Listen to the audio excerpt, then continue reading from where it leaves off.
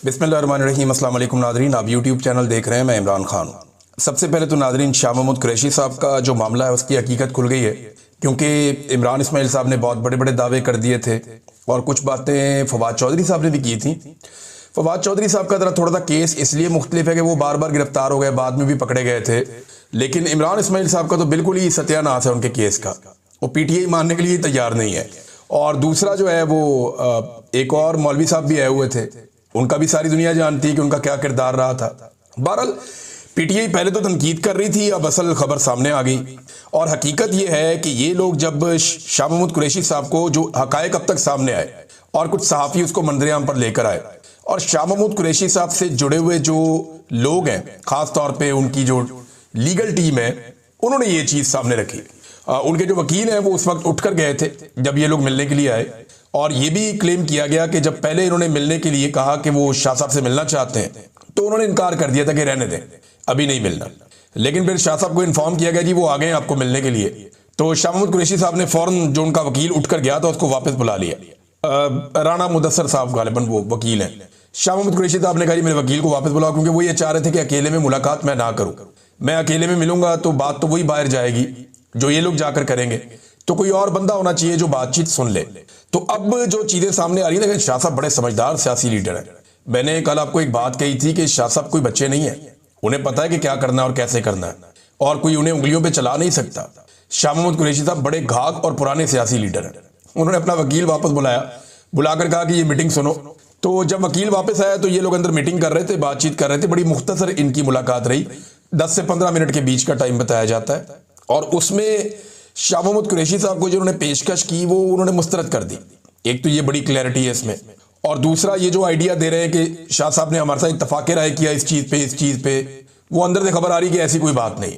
बल्कि आज जब शाह महमूद कुरैशी साहब से जाकर पाकिस्तान तहरीक-ए-इंसाफ के लोग मिले, सलमान अकरम राजा साहब और शौकत बसरा साहब, उन्होंने आके बताया कि शाह महमूद कुरैशी साहब जहां पहले खड़े थे वहीं खड़े, कोई फर्क नहीं है उनके बयानिए में और उनके नजरिए में। वो कह रहे मैं कल भी इमरान खान के साथ खड़ा था, अब भी इमरान खान के साथ खड़ा हूं और खड़ा रहूंगा, तो पीछे हटने का तो सवाल ही पैदा नहीं होता।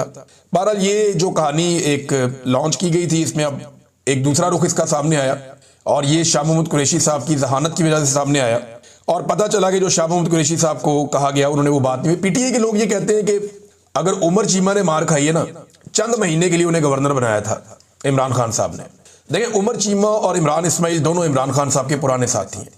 ये वो लोग हैं जिन्होंने पाकिस्तान तहरीक-ए-इंसाफ को एक छोटी सी जमात से उठाकर ऊपर तक पहुंचाने के अंदर इमरान खान साहब का साथ दिया था। इमरान इस्माइल साहब जो है वो कराची में होते थे, टॉक शोज वगैरह में शिरकत करते थे, और उमर चीमा साहब जो है लाहौर में होते थे, यहां से मीडिया के साथ एंगेजमेंट करते थे।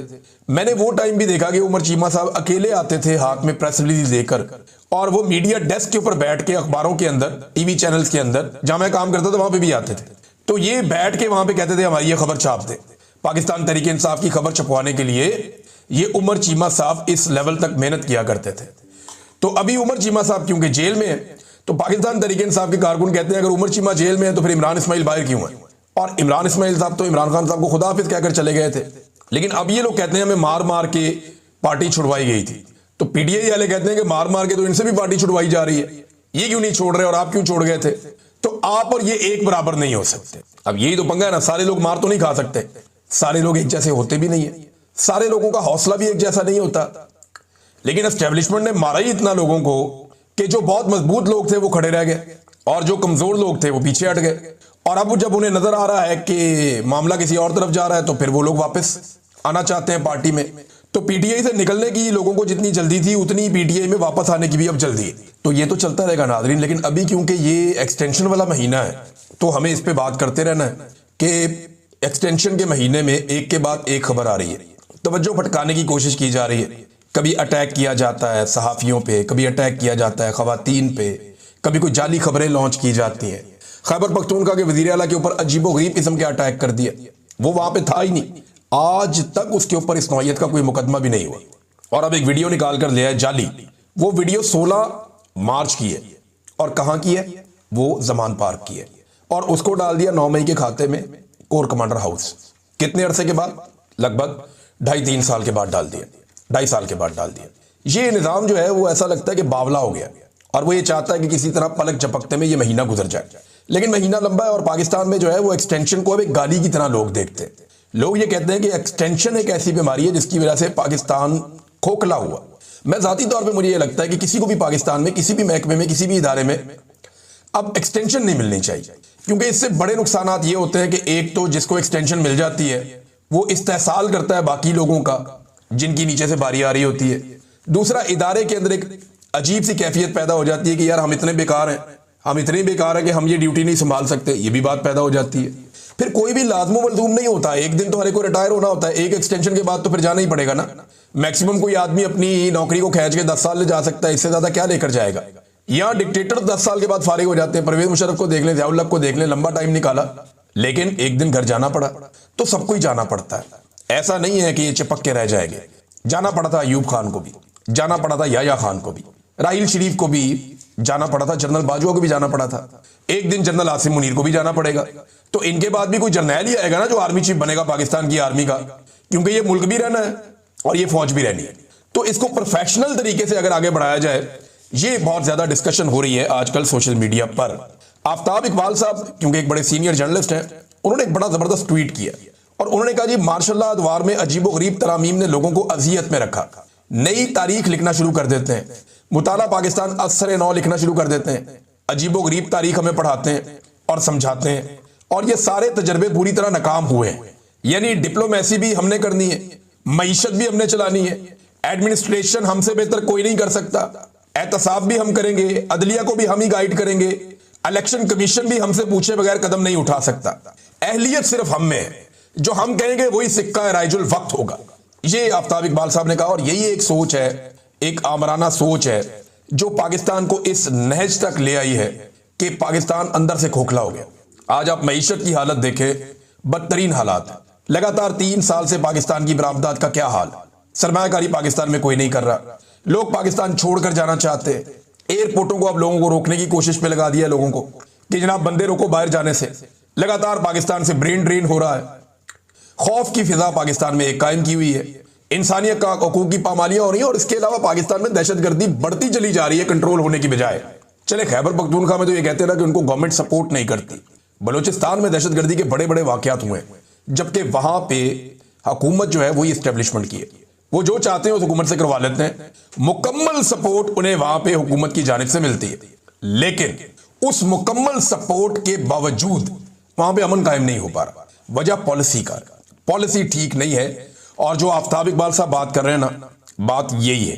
नादरीन, एक और बड़ी इंटरेस्टिंग खबर है और खबर यह है कि मरियम नवाज के बैनर्स और पोस्टर्स लाहौर से उतारे जा रहे हैं। ज़ईम लगारी साहब खड़े हुए सड़क पे बता रहे थे कि हर खंबे के ऊपर, हर जगह के ऊपर 2-2, 4-4 मरियम नवाज के बैनर पोस्टर लगे होते थे। शहर में हर जगह मरियम नवाज का फोटो लगा हुआ था। कंटोनमेंट एरियाज के अंदर बहुत सारे फोटोज लगे हुए थे। थोड़ा अरसा पहले मैंने आपको दिखाया कि पाकिस्तान के फौजी यूनिफॉर्म के अंदर वो मरियम नवाज साहबा का बैनर सीधा कर रहे थे एक जगह पे सीढ़ी लगा के। तो इस लेवल पे मरियम नवाज साहबा की तशहीर की गई थी टिका के। लेकिन अब पता चल रहा है कि जनाब उनके बैनर पोस्टर उतारे जा रहे हैं। इस पे ना लोगों की अलग अलग राय है। शहजाद अकबर साहब का यह दावा है कि फील्ड मार्शल साहब की लाहौर आमद होती है तो इससे पहले पूरे कंटोनमेंट को मरियम नवाज के बैनर से साफ कर दिया जाता। मरियम नवाज के बैनर्स कुछ अरसा पहले हमारे फौजी खुद लगा रहे थे, अब उनका चेहरा कंटोनमेंट की हद तक साफ किया जा रहा है क्योंकि अब वो दिल से उतर गई हैं। ये शहजाद अकबर साहब कह रहे हैं। दूसरी तरफ ज़ईम लगारी साहब कह रहे हैं कि बाकी लाहौर से भी उतारा जा रहा है।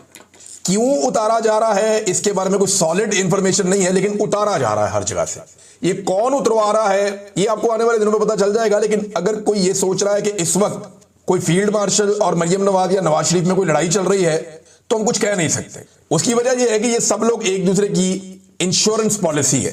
इमरान खान साहब को अगर जेल में रखना है तो इन सबको मिलकर रहना पड़ेगा, क्योंकि ये सारे इमरान खान से डरते हैं। किसी का मैंडेट जाली है, कोई इस बात से डरता है कि उसने जुल्म बहुत कर दिया है, कोई इंक्वायरी से डरता है, कोई नौकरी से डरता है, किसी चीज से। सब लोग डरे हुए हैं। बेशुमार पुलिस वाले शामिल हैं, FIA वाले शामिल हैं, ब्यूरोक्रेट शामिल हैं। जिन जिन लोगों ने 2 नंबरियां की हैं वो डरे हुए हैं। सारे बेनिफिशियरी बहुत ज्यादा हो गए ना इस निजाम के। तो ये सारे एक दूसरे के इंश्योरेंस पॉलिसी है। मुझे नहीं लगता ये मामला है, लेकिन और कोई मामला समझ भी नहीं आ रहा। मैं इसको डिग आउट कर रहा हूं एक आधे दिन में, कोई और चीज लगती है तो देखते हैं। लेकिन अगर फील्ड मार्शल के दिल से मरियम नवाज साहबा उतर गई हैं तो ये एक बड़ी डेवलपमेंट है, बड़ी अजीब चीज है। हालांकि हमने देखा कि एक साथ हॉर्स एंड कैटल शो भी हो रहा है हर जगह पे मिल के एक दूसरे की तारीफ भी कर रहे हैं। कुछ अर्सा पहले पता चला कि मरियम नवाज की पंजाब हुकूमत की तारीफ भी की गई कि हार्ट स्टेट ऐसी होती है, ऐसे काम करना चाहिए। लेकिन अब ये चीज आ रही है तो बड़ी दिलचस्प है, इसके ऊपर नजर रखेंगे। नाज़रीन, मरियम नवाज साहब, आपको पता है उनके जो वजह शोहरत है, जहां से उनको शोहरत मिली, वो उनका पहला बयान था कि मेरी बरतानिया तो क्या पाकिस्तान में भी कोई प्रॉपर्टी नहीं है। बाद में पता लगा कि बरतानिया वाली भी इनकी बेनिफिशियल ओनर है ये, और पता चला कि पाकिस्तान में भी बेशुमार है। अब पता चला और भी पता नहीं किधर किधर है।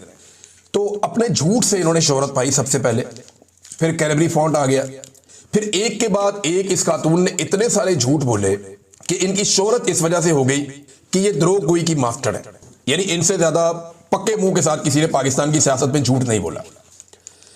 अब इन्होंने एक और झूठ बोला, इधर आप देखिए। हक सच की आवाज उठाने वाले सहाफियों पर जुल्म और तशद्दुद बंद होना चाहिए।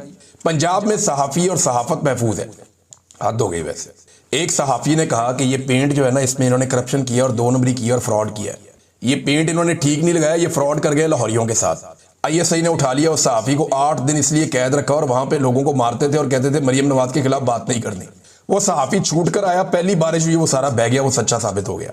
हक सच की बात करने वाले सहाफी को, जिसकी बात पहली बारिश में सच साबित हुई, ज़ईम लगारी साहब, उनके साथ मरियम नवाज के दौर में क्या हुआ।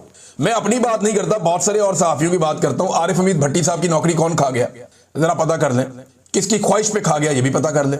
समीना पाशा साहिबा के साथ क्या हुआ, पता कर लें। इनकी अपनी इंफॉर्मेशन मिनिस्टर पंजाब हुकूमत के ऑफिशियल अकाउंट से बैठकर सहाफियों को लगातार हरासा करती है। आज तक किसी इंफॉर्मेशन मिनिस्टर ने ऐसा नहीं किया, लेकिन इनकी इंफॉर्मेशन मिनिस्टर ऑफिशियल अकाउंट पे बैठ के पंजाब हुकूमत के सहाफियों को लगातार हरासा करती है। और ये हम रोजाना की बुनियाद पे विटनेस कर रहे हैं।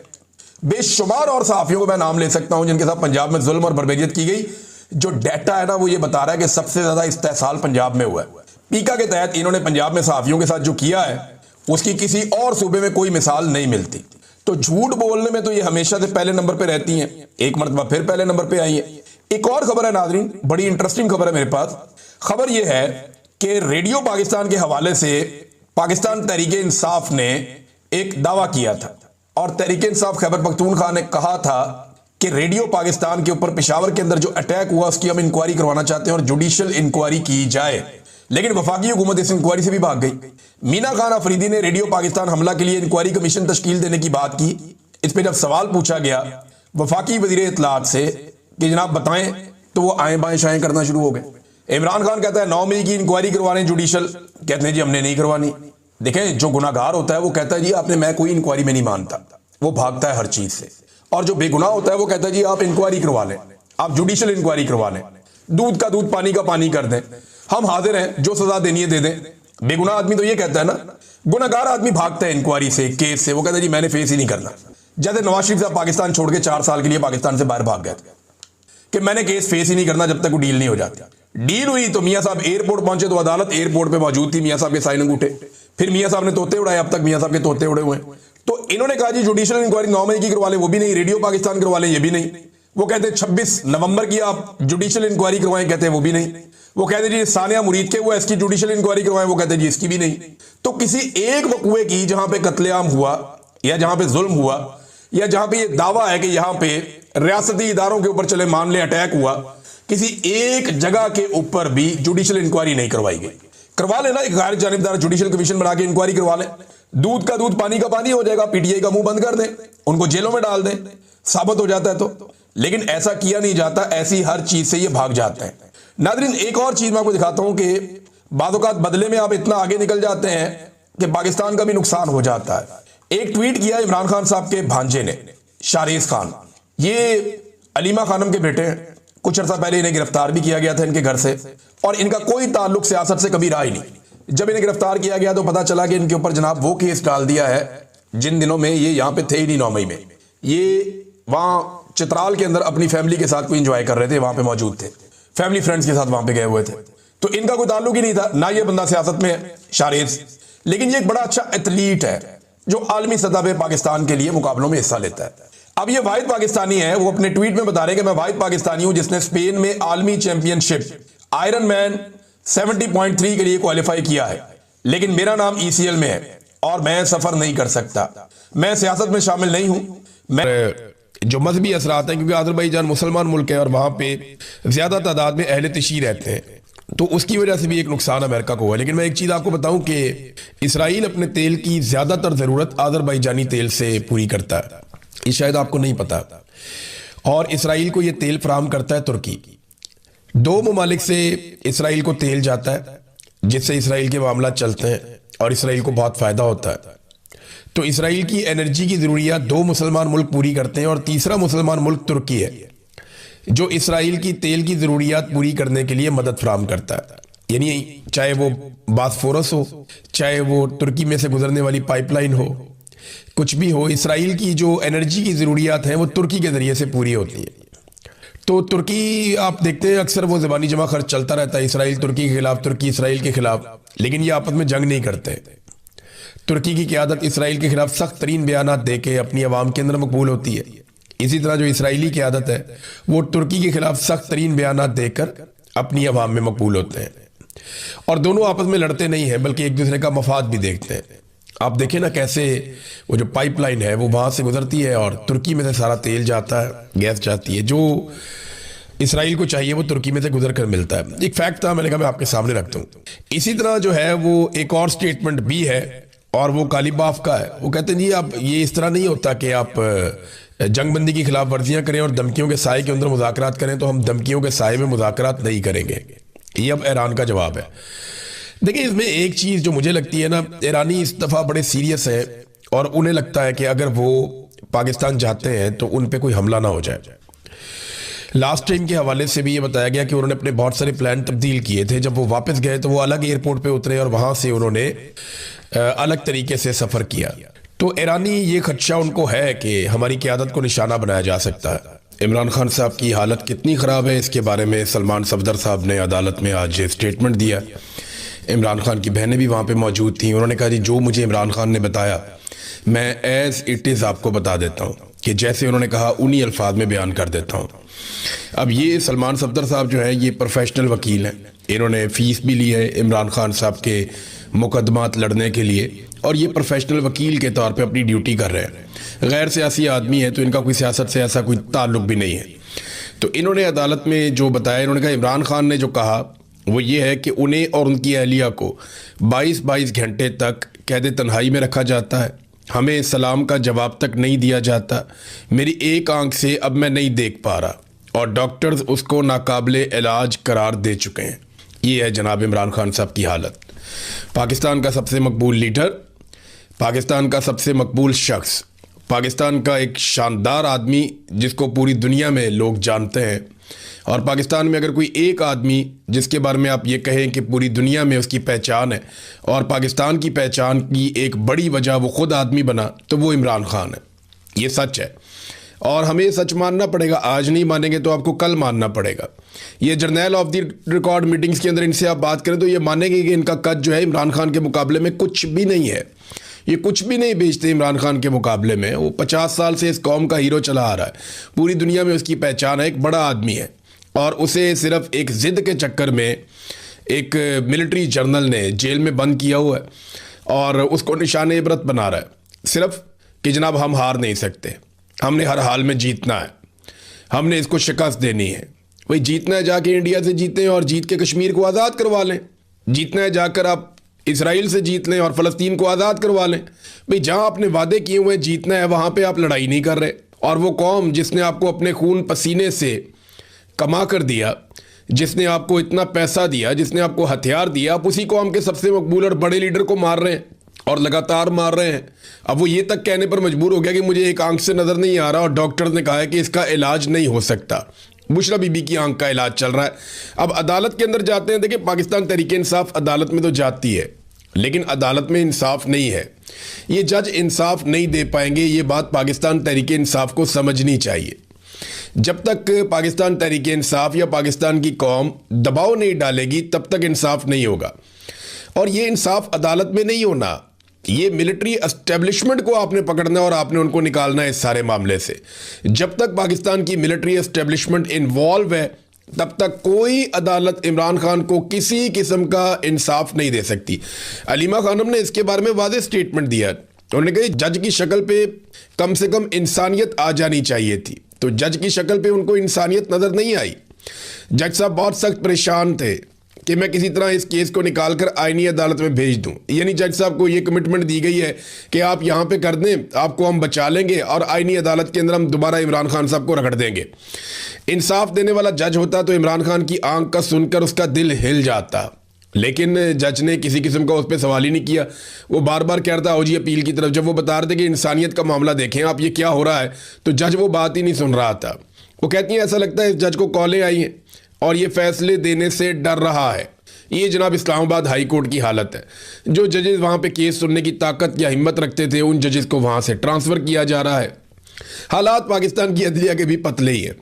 लेकिन क्या इमरान खान साहब किसी अदालत से बाहर आ जाएंगे, सवाल ही पैदा नहीं होता। मैंने आपको पहले भी कहा, मैं आपको अब भी कह रहा हूँ और जिम्मेदारी से कह रहा हूँ, जितनी ताकत आसिम मुनीर की बढ़ती जाएगी उतना इमरान खान साहब को मज़ीद तबाह किया जाएगा, उतना इमरान खान साहब को मज़ीद दबाया जाएगा। ये एक ज़िद जैसी